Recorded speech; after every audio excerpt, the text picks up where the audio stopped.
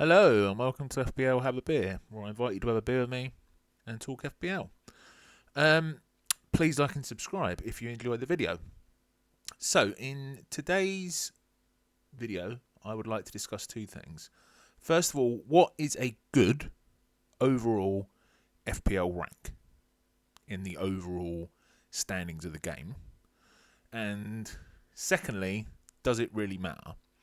So, the idea for this video came up. I was interviewing FPL Mode last night, the F Scout host, and he said something about red and green arrows that inspired me to make this video. Please do go and check out that interview series, by the way, if you haven't already. So first of all, I'm sure you guys already know what overall rank is. But for anyone who may be slightly new to the game or new to content on the game, your overall rank is basically, here we have the total number of players in FPL in a given season, and here we have our overall rank. So this year, so far registered, there's 10,700,000, and I am about 2 million in the world. So this is my overall rank for this season. But we can also, the one thing that FPL records, or one of the things it records on a season-by-season basis, is your overall rank across however many seasons you've been playing, with the same email address at least. So here you can see I've been playing for about 10 years. My first overall rank in the 2015-2016 season was about 180,000, then about 370,000, 380,000, and the last couple of years it's been about 12,000 and 3,000. So that's what overall rank is. It's basically how am I getting on compared to all of the rest of the game. So to address our first question, what is a good overall rank? Now obviously this is going to be subjective. It's going to depend on you, essentially. So for beginning players, I think most of us experienced this, certainly I did. At the beginning of our FPL career, generally overall rank doesn't mean much. Usually you get into the game because you're in a mini league with uni mates or work colleagues or whoever, and what you're really interested in is, am I beating my friends, family, work colleagues or whatever.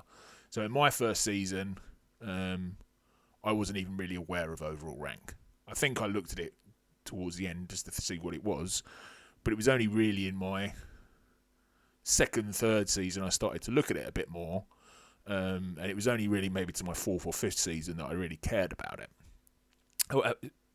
So basically, as you become a more experienced player, and especially if you're someone who becomes immersed in FPL YouTube content, or on Twitter, or in the FPL community more in general, overall rank is probably likely to mean something to you, as it does to me. And if you're watching this video, I'm going to suggest that you are, or guess that you probably are at that stage too. So what is a good overall rank for those of us that care? So if you listen to pretty much any content creator, I can't say I've heard any content creator who said anything different to this. A good overall rank is either the top 10k, top 10,000. I'm going to use K a lot.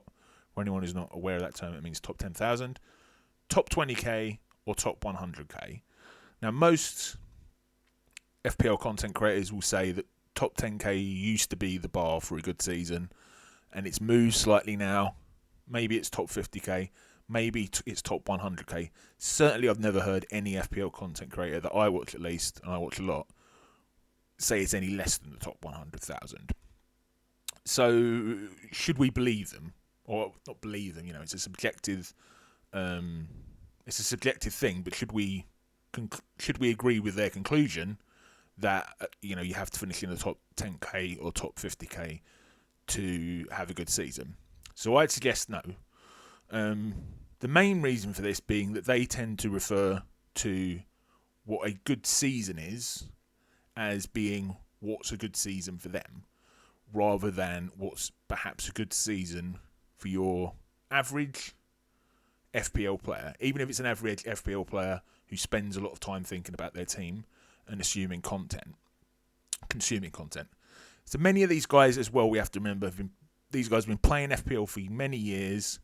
They spend a lot of time planning and researching their teams and their moves and their captains, etc.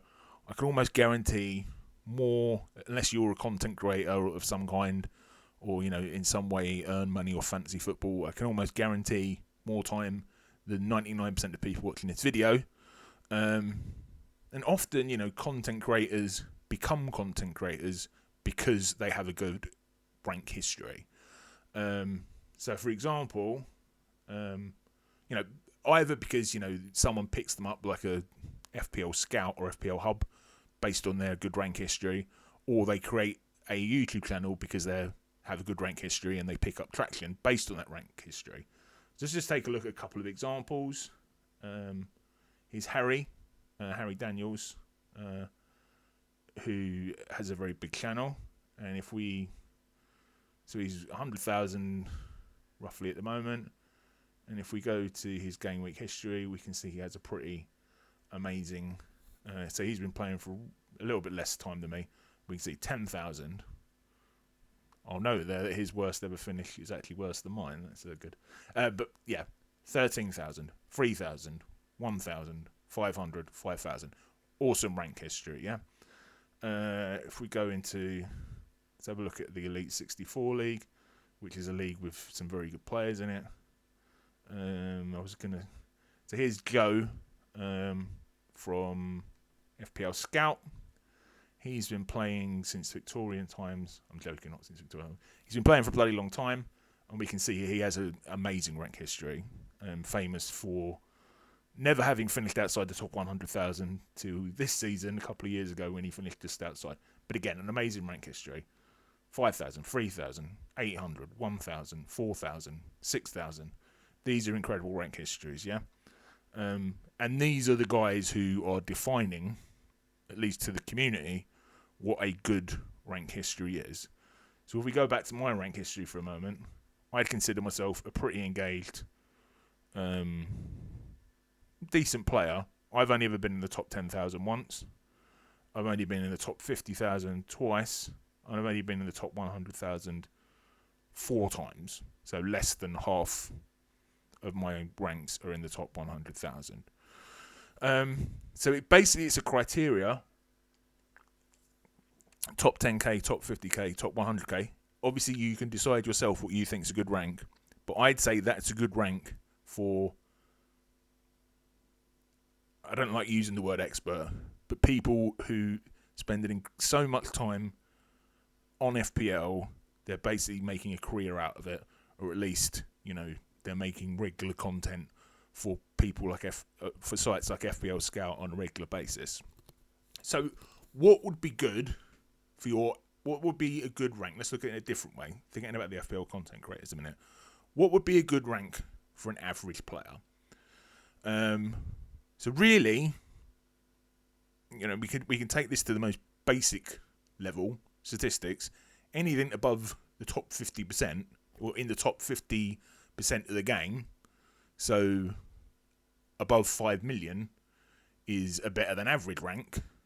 A top 20% finish in FPL would be a top 2 million rank. A top 10% finish, which, if you were to say to someone, you're in the top 10% of your class, or you're in the top 10% of employees at work, I think most of us would take that. That would be in the top 1 million. So I wanted to be a little bit more specific than that, okay? So as I say, what makes a good finish is subjective. But I think many of us, when one of the reasons we like to have a good overall rank is to compare ourselves to the overall player base, yeah? And if we have a good season, like this season, when I finished 3,000, I like to think it's because I was really smart that season. I outsmarted the other managers. It was down basically to my intelligence in a way, football intelligence, let's say, that I had such a good rank that season. And I get pissed off when I have a rank like down here in 400,000 because that makes me feel less intelligent or less football intelligent than 400,000 other managers. So what I was looking to do was to try and find a kind of global definition of what we could compare to being a good finish, an excellent finish, or whatever, okay? So let's imagine that we look at overall rank almost as a reflection of our FPL intelligence, yeah? Obviously, there's variance, so our rank's going to go up and down each season. But let's say, on average, our average rank is a measure of our FPL intelligence. So what I wanted to do is to look at actual intelligence tests, okay? I'm a psychologist, some of you may be aware of that, which involves intelligence testing. So this is wiki page on intelligence tests. There's lots of different definitions of what classes someone as high intelligence, low intelligence, and so forth. But we'll just focus on this table because it is kind of reflective of most of the other definitions. So someone who is of high average intelligence here has that intelligence level. Someone who has superior intelligence has this intelligence level, an IQ score of 120 to 129. And someone who is a very superior intelligence, or basically is a genius, will have a score of 130 and above. So what I wanted to do is to look at how many people, roughly, in the population, in terms of general IQ, fall into each of these categories. So I might need to scroll down a bit more. Please bear with me. Okay. No, that's not the one I was looking for. Yeah, let's stick with this one. Okay. So, let's go down to another one. High average intelligence, okay, above average intelligence. Roughly 16% of the population fit into that category. So if you have above average FPL intelligence, if we apply this to FPL, which we can in a way because we would expect IQ to have have an effect on our FPL performance, we would expect to finish in the top 15% of players. And that's 1.5 million based on the fact we currently have it'd actually be slightly lower than 1.5 million. So if you're an FPL player of average intelligence, above average FPL intelligence, I would suggest on a yearly basis a rank of above 1.5 million is about what you can expect. Now, if you're of superior intelligence, we go back to our table, around 7% of people are of superior intelligence. So if you have superior intelligence in terms of your FPL knowledge, you would expect to finish in the top 7% of players.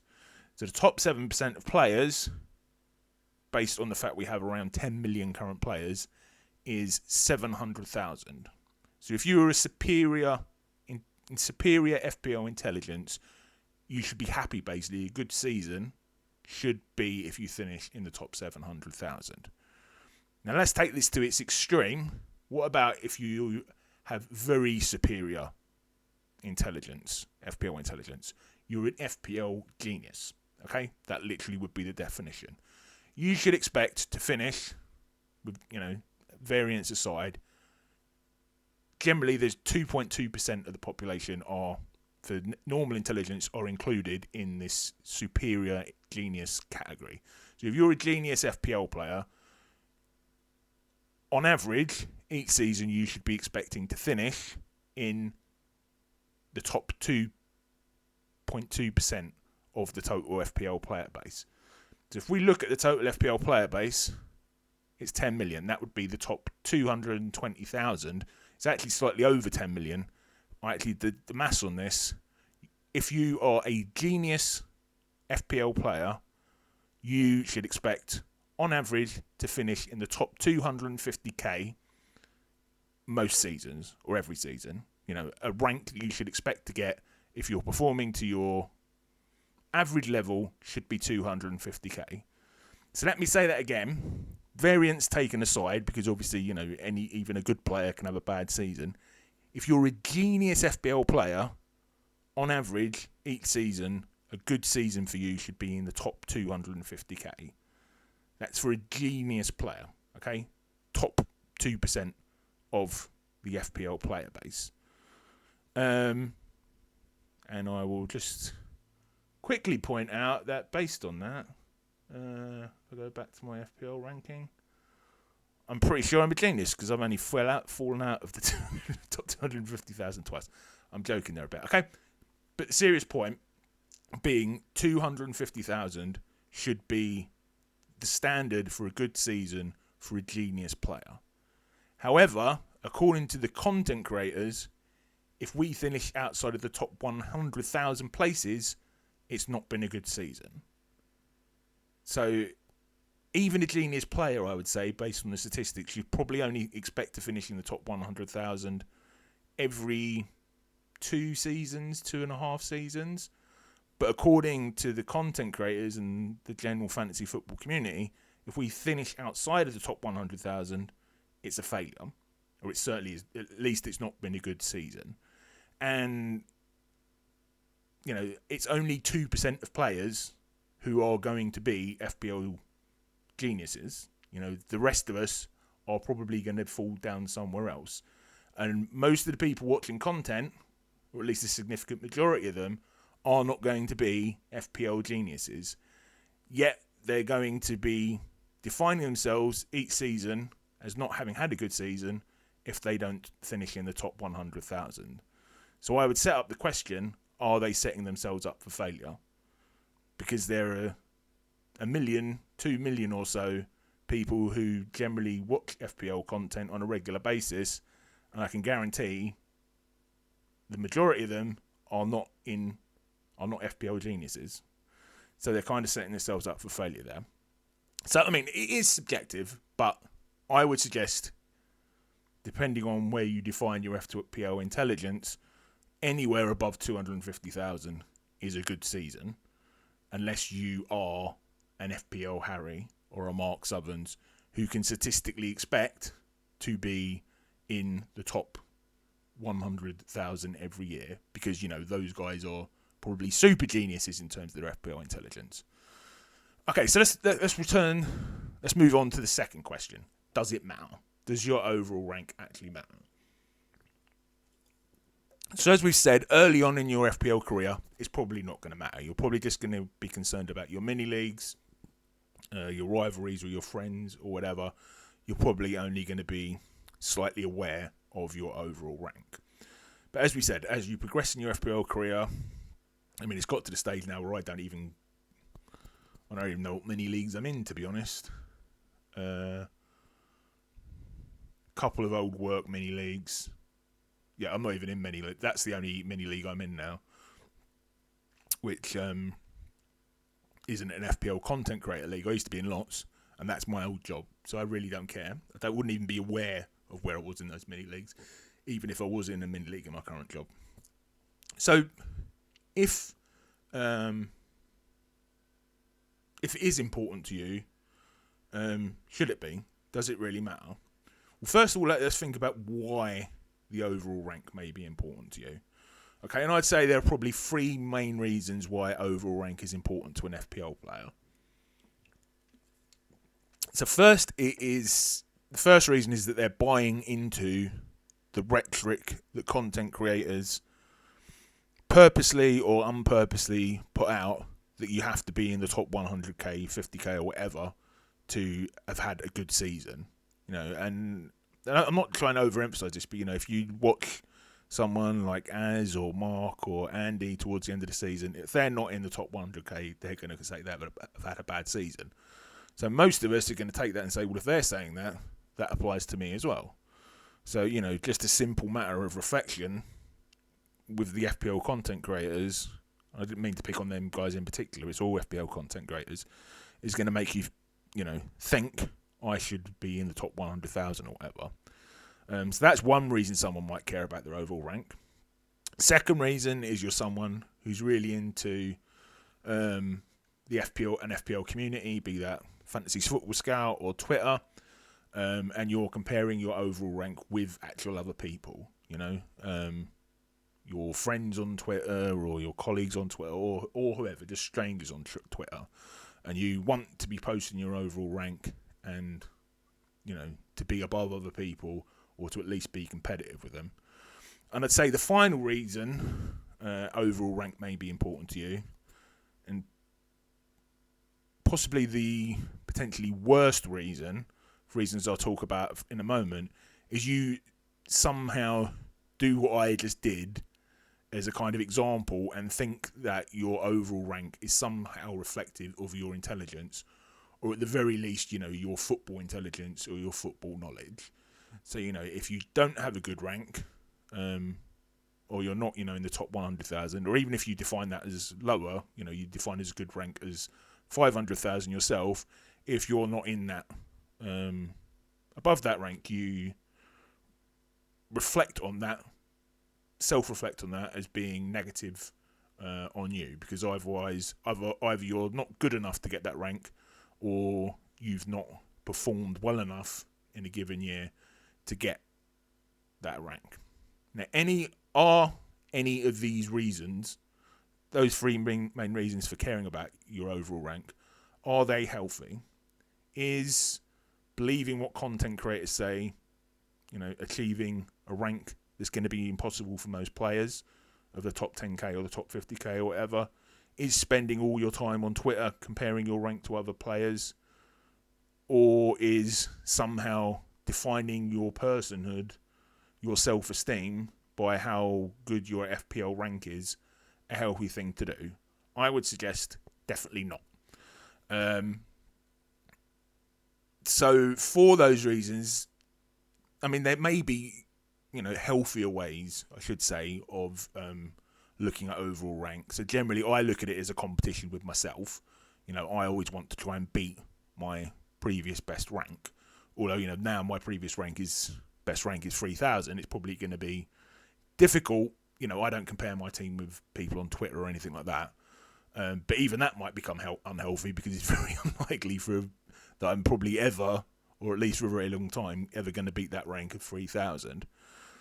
So while it's subjective whether or not FPL overall rank is important or not, I would suggest that putting too much emphasis on it is not healthy and is not going to help your enjoyment of FPL in any way, particularly if the reason it's important to you is because you're chasing some impossible rank for most players, average rank that content creators tell you about, or you're using it to define yourself in some way in terms of your football intelligence, or you're on Twitter a lot of time comparing your rank to other players. So I've done research on this, as I've mentioned in past videos. Myself and FPL Raptor, Roz, and colleagues have done research into FPL and mental health. Just to plug, I've got a video on FPL and mental health on my channel, which I would strongly recommend checking out. And two of the findings we found in the paper, which hasn't actually yet been published, is that the more people check their rank, and the more time they spend comparing their team to other people, for example on Twitter, the more likely it is that the FPL is going to cause them to become stressed or anxious. So presumably people who are checking their overall rank all the time and comparing their team to others are the sorts of people who are likely to put a lot of emphasis and importance in terms of their overall rank. So our research shows that is probably going to, putting a lot of importance on your overall rank compared to not putting so much importance on your overall rank is likely to mean that FPL is more likely to cause you to feel anxious and stressed. So in conclusion, really, what is a good overall rank, and if it's important or not is subjective. Only you can really decide for yourself what is a good overall rank for you, based on your level of experience, your FPL intelligence. I think I've made that term up, but you know what I mean. And if it's important to you or not, really only you can know that. But I would say that the bar that's kind of set within the FPL community in terms of what should be a good rank, top 10k, top 50k, even top 100k, is too high, because unless you're an FPL genius, if we go back to our intelligence example, you're unlikely to finish there. And just in terms of the number of their players that are in the game, only 1% of players are ever going to finish in the top, less than 1% of players are ever going to finish in the top 100,000. Less than 0.5 are going to finish in the top 50,000, and less than 0.1 are going to finish in the top 100,000. So if you set that as your bar, it's not going to be very good. And I also just think paying too much of attention to it is bad for our mental health, as the research suggests, and is just going to subtract from your enjoyment of the game. Anyway, those are my thoughts. You may well disagree, in which case, please tell me in the comments below. Please like and subscribe also, and I will see you in the next video.